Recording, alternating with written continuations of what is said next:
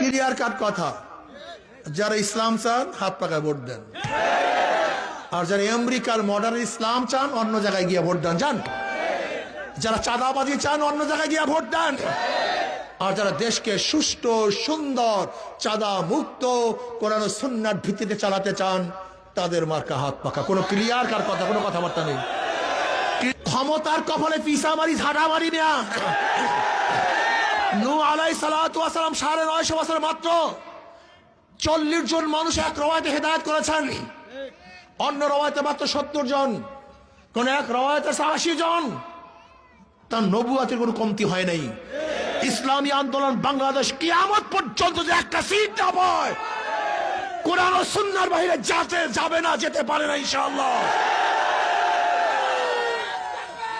ইসলামী আন্দোলন বাংলাদেশকে অনেকে বদনাম করে সিটের জন্য তারা ভাগ হয়েছে।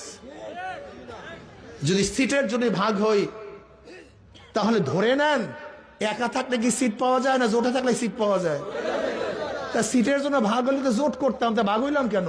বোকা নাকি? এতটুকু সেন্স নাই মিয়া, মাথার মধ্যে এতটুকু সেন্স নাই? যদি সিটের লোভেই ভাগ হই তা জোটে থাকলে সিট পাওয়া যায় না, একা থাকলে সিট পাওয়া যায়? কথা বলেন না কেন? তা আমরা একা হইলাম কেন?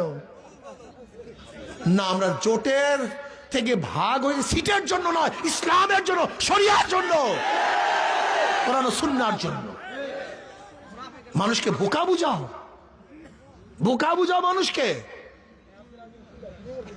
আমরা কোরআন ও সুন্নাহর জন্য আলাদা হয়েছি, ইসলামের জন্য আলাদা হয়েছি। ক্লিয়ার কাট কথা, যারা ইসলাম চান হাত পাকায় ভোট দেন, আর যারা আমেরিকার মডার্ন ইসলাম চান অন্য জায়গায় গিয়ে ভোট দেন। যান, যারা চাঁদাবাজি চান অন্য জায়গায় গিয়ে ভোট দেন, আর যারা দেশকে সুষ্ঠু সুন্দর চাঁদা মুক্ত কোরআন ও সুন্নাহর ভিত্তিতে চালাতে চান তাদের মার্কা হাত পাকা। কোনো ক্লিয়ার কার কথা, কোনো কথাবার্তা নেই।